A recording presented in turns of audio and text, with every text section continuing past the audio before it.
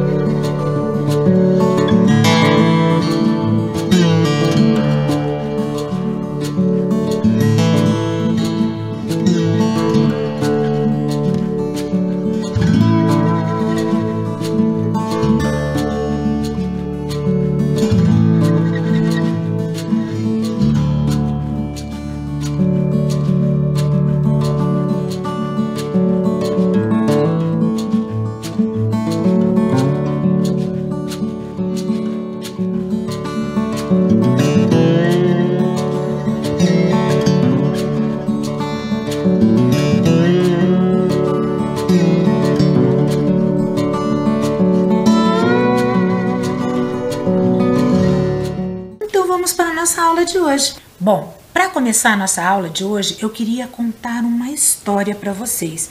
É uma história desse livro aqui. É um livro que traz vários mitos incríveis, todos representando alguma resposta, alguma questão intrigante da nossa vida, alguma questão curiosa. Eu escolhi um mito que tem aqui, que se chama Anansi e o Baú de Histórias, da autora Ingrid Biesenmeyer Bellinghausen, da editora RHJ. Esse mito que eu escolhi é de origem Assanti. É uma comunidade que habita uma região no país de Gana, lá na África. Ele fala sobre a liberação das histórias que nós tanto gostamos. Antes, elas eram presas por um grande deus lá no céu chamado Niame. Mas a Nancy consegue resgatar essas histórias. Vamos ver como? Então vamos conferir. Anansi e o Baú de Histórias. Houve um tempo em que as histórias não existiam. Viviam aprisionadas num baú de ouro em poder do deus do céu Niame. Anansi, Calcu, um velho e fraco homem-aranha, observava como o mundo era triste sem histórias. Ninguém tinha nada para contar. Então, decidiu fazer algo a respeito. Determinado a liberar as histórias, Anansi iniciou sua jornada tecendo uma resistente teia com fios prateados até o céu. Niame ficou curioso. O que aquele pequeno homem-aranha queria? Ahá! O que alguém frágil como você traz para mim? Quero comprar suas histórias e espalhá-las pelo mundo, disse Anansi corajosamente. Você quer comprá-las? Nunca poderá pagar por elas. Por favor, qual é o preço das histórias? Perguntou Anansi. Fique sabendo que até hoje ninguém venceu o desafio. Exijo que me traga 4 assustadoras criaturas. O Nini, a jiboia que engole um homem inteiro, o sebo, o leopardo com dentes de sabre, no boro, o enxame de vespas de ferrões mortais e Moatia, a fada que nunca é vista, disse Niame, duvidando da capacidade de Anansi.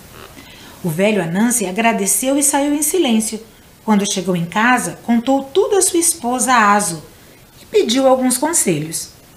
Acho que tenho uma ideia, disse Aso. Para capturar o Nini, pegue uma vara, vários cipós e... Anansi preparou o material e foi para perto do rio onde vivia a cobra. Sabe, o Nini, fiz uma aposta com a minha mulher. Ela acha que você é mais comprida do que esse bambu, mas eu duvidei. O Nini quis mostrar que era grande e esticou todo o seu corpo. Sem perder tempo, Anansi amarrou-a com os cipós no pedaço de bambu. Depois de capturar a jiboia, ele foi à procura de Ocemo. Na mata, Anansi cavou um buraco, escondendo-o com folhagens. No dia seguinte, encontrou o sebo preso na armadilha. Com uma pancada na cabeça, o bicho desmaiou. Pronto, mais uma etapa cumprida. Agora vou pegar no boro, comentou o Homem-Aranha. Com mais um plano em mente, Anansi encheu uma cabaça de água e colocou uma folha de bananeira sobre a cabeça. Aproximando-se de Muboro, jogou a água para cima, gritando: "Rápido, rápido, está chovendo! Protejam-se aqui dentro!" Dito isso, as perigosas vespas voaram para dentro da cabaça que Anansi tampou com a folha de bananeira. Por fim, ele foi para o último desafio: capturar Mubotia. Para tal, esculpiu uma boneca de madeira, passou cola e pediu que Aso fizesse um saboroso mingau. Colocou a boneca em pé com o mingau à frente. Depois, escondido atrás de uma árvore, Anansi ficou observando. "Olá, bonequinha, posso experimentar seu mingau?" perguntou Moatia dançando. Como a boneca não respondeu, a fada ficou irritada e deu-lhe um empurrão, dizendo: "Como ousa não responder à fada das fadas?" Mas Moatia, de repente, estava toda grudada na boneca. "Socorro, socorro!" gritava ela. Então Anansi apareceu e ensacou a fada com a boneca de uma vez só. Feliz da vida, o velho seguiu para o castelo no céu. Entregou as 4 criaturas a Niame, que não contava com a sua competência e inteligência. "Parabéns, Anansi, agora você é o dono das histórias", disse o Deus do céu, entregando a ele o baú de ouro. Anansi agradeceu e tratou de espalhar o tesouro das histórias por todo o mundo. Viu que bacana? Como essa história realmente nos ensina ou nos faz parecer como que as histórias foram parar na Terra, já que elas já existiam no céu. Eu gostei tanto dessa história que eu preparei uma atividade sobre ela para a gente fazer agora. Vamos lá? Copie o nome do personagem e desenhe-o da forma que você o imagina. Como é o nome do nosso personagem, crianças? Anansi está escrito na tela e vocês vão copiar no seu caderno. E do lado do nome, vocês vão desenhar como que vocês imaginaram que era esse personagem. Quem lembra no início da história, quando eu falei que tipo de personagem é Anansi? Vocês lembram? Isso mesmo, é um Homem-Aranha. Mas não é aquele do filme, não, que é um ser humano e coloca uma fantasia vermelha e azul. Não, o Anansi, ele é metade do corpo dele aranha e a outra metade humana. Você já imaginou como que pode ser esse Homem-Aranha? Bom, eu vou dar um tempinho para vocês copiarem o nome e desenharem no seu caderno. E daqui a pouco eu volto e vou mostrar aqui. Eu imaginei, eu fiz um desenho e eu vou mostrar para vocês.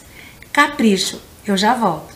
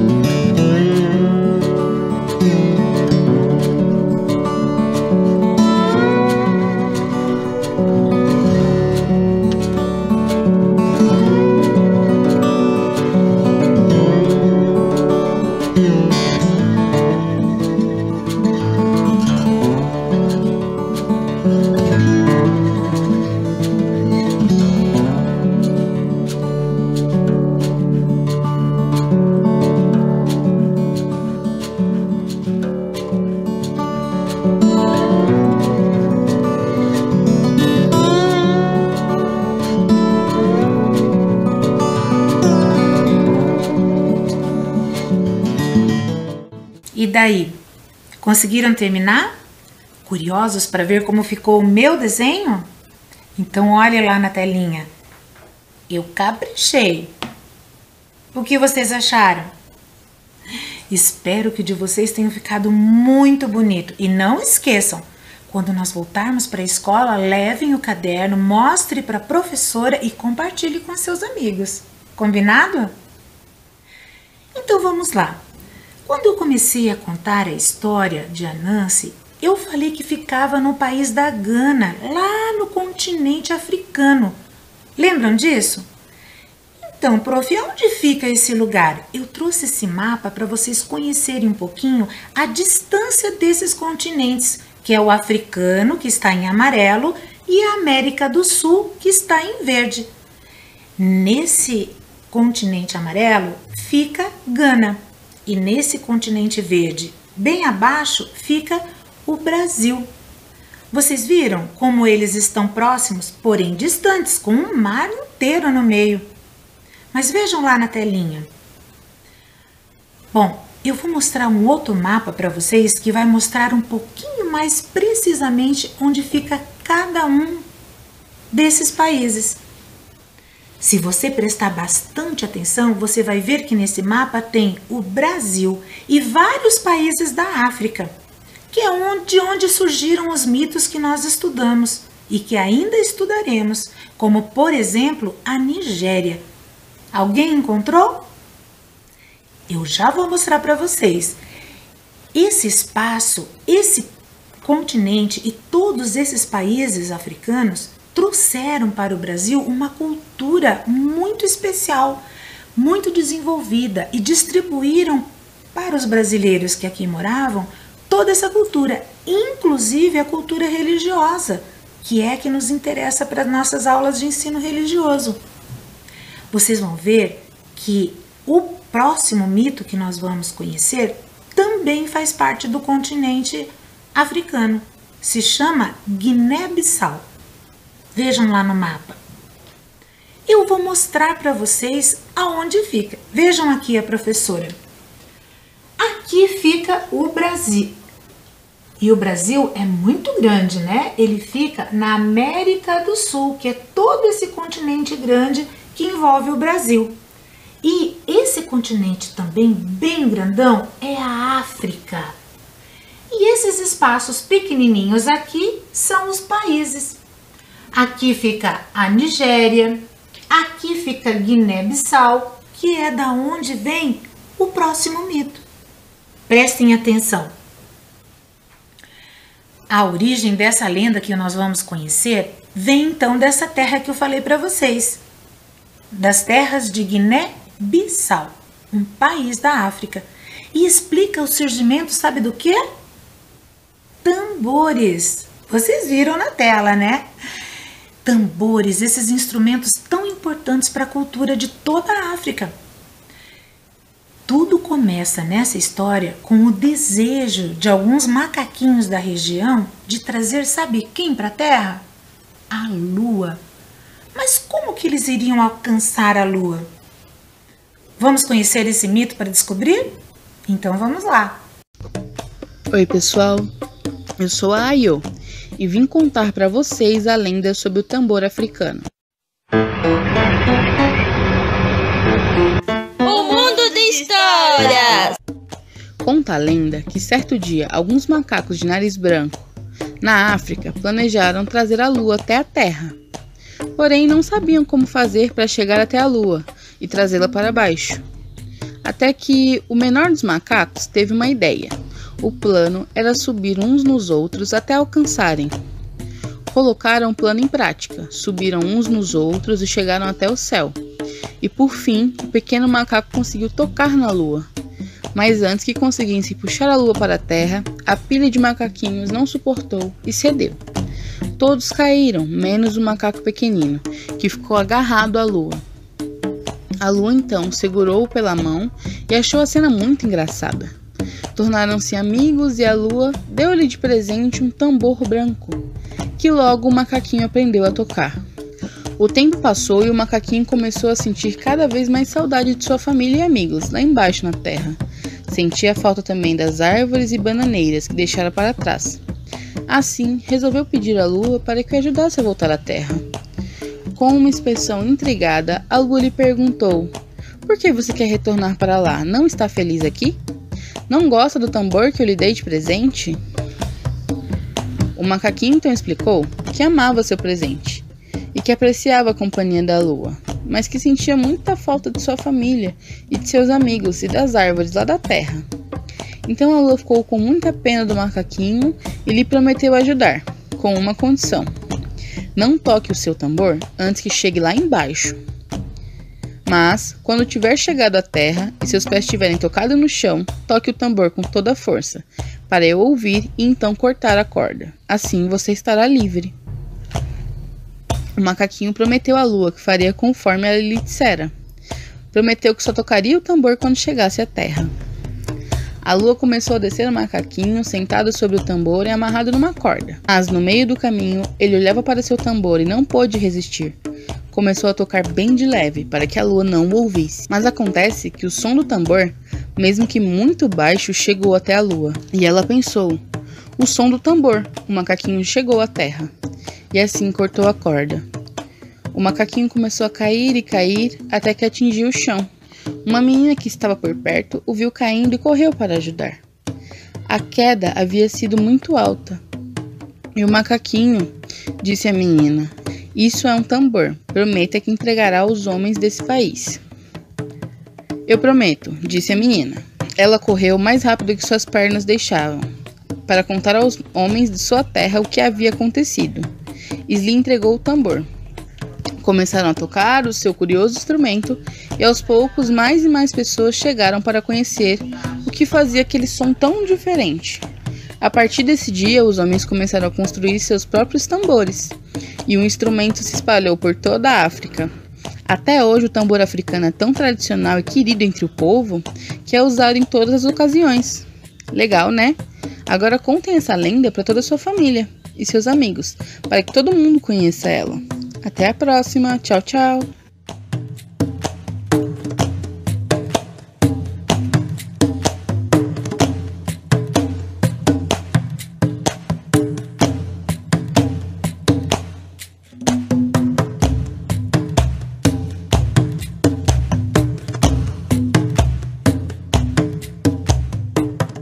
Viram que bacana? Então, esse mito explica o surgimento desse instrumento tão importante para a cultura africana. E o próximo? O próximo mito que eu queria contar para vocês se chama Nanã, a mãe do arco-íris. O arco-íris, ele é um fenômeno que é explorado em vários mitos, mas esse que eu trouxe para vocês vem lá de Nanã. Ifá, um orixá da adivinhação, que é o mensageiro do destino e aquele que conhece todas as histórias já conhecidas e as que ainda nós vamos conhecer, ele conta que os iorubás viviam a mais velha de todas as mulheres, a mais antiga de todas. Ela era tão velha que até ajudou Oxalá a criar o mundo, a criar a humanidade. E sabe como? Emprestando para ele a lama do fundo do lago onde ela vivia, para que ele pudesse moldar o primeiro ser humano. Apesar dela ser velha, era uma mulher lindíssima, uma deusa na realidade. Nanã, que significa raiz, era o seu nome. Ela é a orixá das chuvas e dos mangues, dos pântanos, da lama e Senhora da Morte. Isso mesmo, ela é responsável pelos portais da reencarnação, o nascimento, e da desencarnação, que é a morte. Eu vou contar para vocês a história de Oxumaré, o orixá do arco-íris. Oxumaré é o segundo filho de Nanã, era saudável e belo, viajava por toda parte. O príncipe Oxumaré usava roupas de todas as cores, que realçava ainda mais sua beleza. Ifá dizia que houve um tempo em que a terra foi quase destruída pelas chuvas.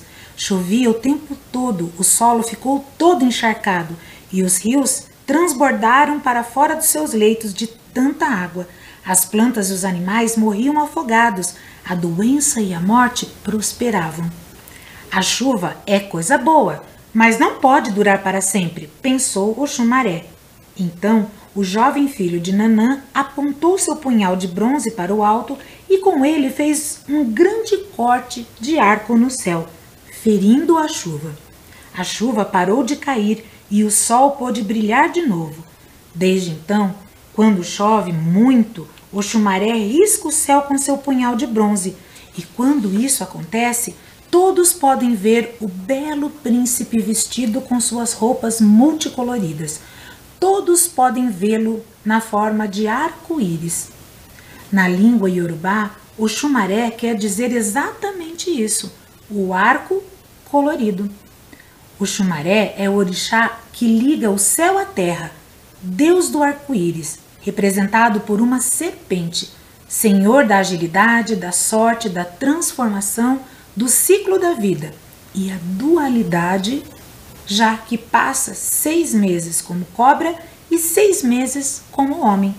É o único orixá que pode ir a Orum, céu, sem sair de Aié, terra. Nós podemos observar então que os arcos coloridos estão intimamente relacionados ao final ou início do período de chuvas e enchentes, quando as nuvens são iluminadas pela luz do sol nas condições exatas para que possam ser observados e admirados. Os arco-íris são observados em determinadas condições meteorológicas, normalmente em regiões de chuva, quando está nublado e também quando tem um sol muito bonito depois de cair toda essa água. Desse modo, é natural que a sua explicação e origem sejam associados a esses fenômenos climáticos de chuva e de sol. O arco-íris traz algumas curiosidades. Na realidade, ele sempre chamou a atenção de todas as pessoas. Ninguém sabe ficar diante de um arco-íris e ficar indiferente, e não admirar e não achar bonito. Ele representa tanta coisa boa que ele está em desenhos, em livros, em roupas, ele é mencionado em músicas e poemas. E além de tudo, ele traz mitos, indígenas, africanos, sobre esse determinado fenômeno. Mas será que tudo que a gente conhece sobre ele é verdade? Nós vamos conhecer algumas curiosidades que talvez você não tenha parado para pensar sobre o arco-íris.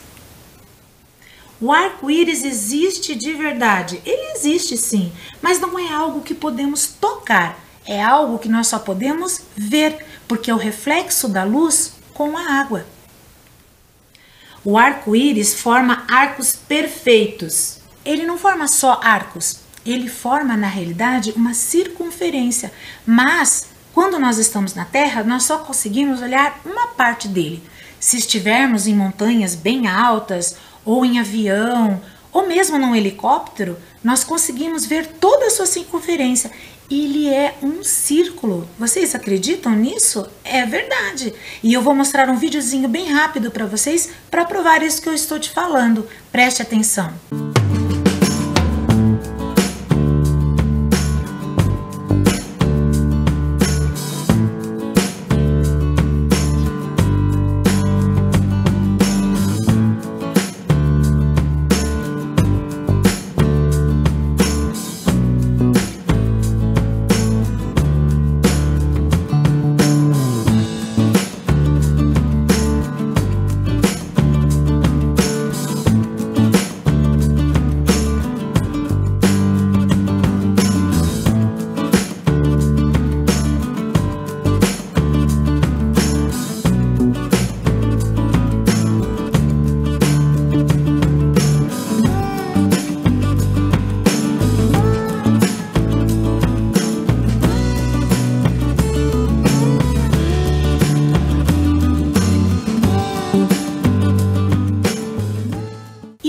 curiosidade que eu queria trazer para vocês é que vocês devem ter aprendido e ouvido falar que o arco-íris possui 7 cores: vermelho, laranja, amarelo, verde, azul, anil e violeta. Realmente, ele possui essas 7 cores porque são só as cores que nós conseguimos ver, mas existe muito mais. Existe mais de 1 milhão de cores, mas os nossos olhos não conseguem enxergar.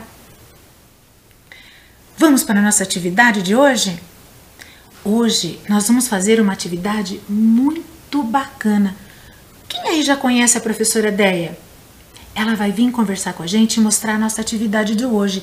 Hoje ela vai nos ensinar a fazer, sabe o quê? Um tambor, com os materiais que nós temos em casa, aqueles que nós separamos no início da aula. É com você, Deia. Olá, tudo bem? Prontos para mais uma atividade? Eu sou a professora Deia e vou acompanhar vocês nessa aventura.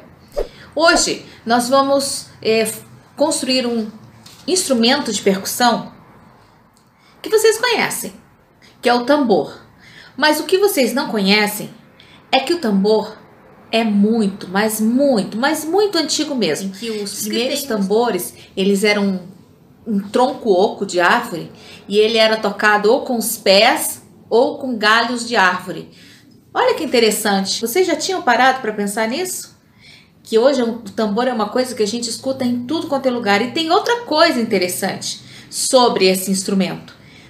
Todas as culturas têm um tambor. Isso mesmo. Todos os povos têm o seu tambor. Eles variam de forma, de como são feitos, de como são tocados, mas todas as culturas têm um tambor. Então ele é um instrumento, sim, universal.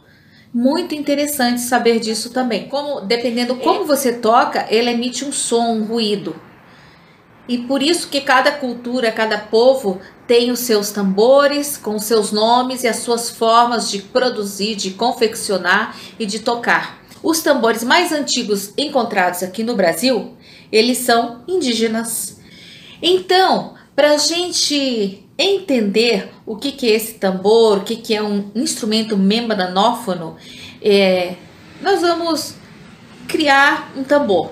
Esse tambor que a gente vai confeccionar hoje, ele tem assim, uma proposta bem diferente. Eu acredito que vocês vão gostar. Uma forma que talvez vocês nunca tenham visto. Mas o som dele é muito legal. E dá para construir, dá para fazer com coisas que vocês têm em casa, tá? Vamos lá ver como é que vai ficar esse tambor? E o que nós vamos precisar, gente? Eu separei aqui 2 latinhas de molho, que foram lavadas, bem lavadinhas, estão bem secas. E daí eu queria um recipiente de plástico, mas eu não consegui aqui na minha casa. Então, se vocês tiverem um copo de plástico que seja mais firme, ele não pode ser mole, tá? Ele tem que ser firme assim como a lata. E eu experimentei e o recipiente de vidro ficou muito legal o som. Então, eu vou mostrar para vocês aqui o que a gente vai fazer. É um tambor bem diferente. Esse é um tambor que a gente não vai bater aqui. Nós vamos fazer um som diferente com esse tambor. Então, nós temos aqui o corpo do tambor. E com uma bexiga cortada, nós vamos fazer esse som, tá? Então, olha só como é que ela faz. A gente vai cortar a bexiga e vai colocar ela aqui na boca de onde a gente... Então, é isso aqui. E o som que vai sair é esse aqui, ó.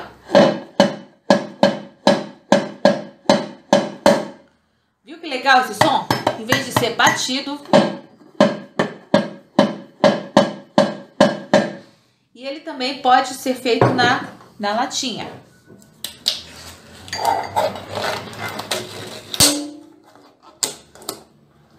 Aqui. Olha o som.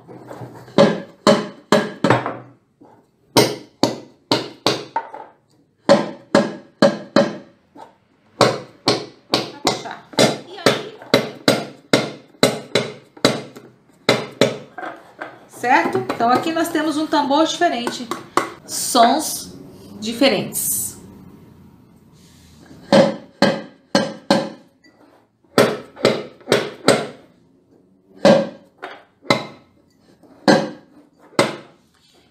vocês podem ir experimentando materiais na casa de vocês, ok? E aí, gostaram?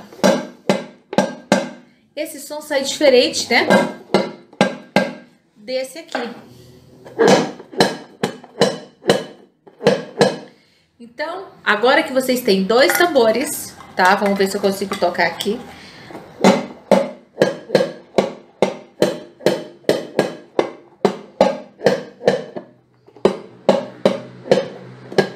Será que dá pra tocar e acompanhar uma música? Vamos experimentar? Escravos de Jó jogavam pra Xangá. Tira, bota, deixa ficar. Guerreiros com guerreiros fazem zigue-zigue-zá. Guerreiros com guerreiros fazem zigue-zigue-zá. Viu que legal? Agora é só brincar. Esse vídeo trouxe várias ideias de tudo que nós podemos utilizar com as coisas que temos em casa e daí podemos nos divertir com isso.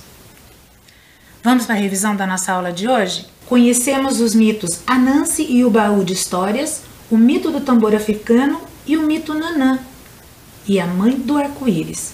Conhecemos algumas curiosidades sobre o arco-íris e aprendemos a confeccionar um tambor. Muita coisa, não é mesmo, crianças? E com isso nós ficamos por aqui. Lembre-se sempre, lavem as mãos.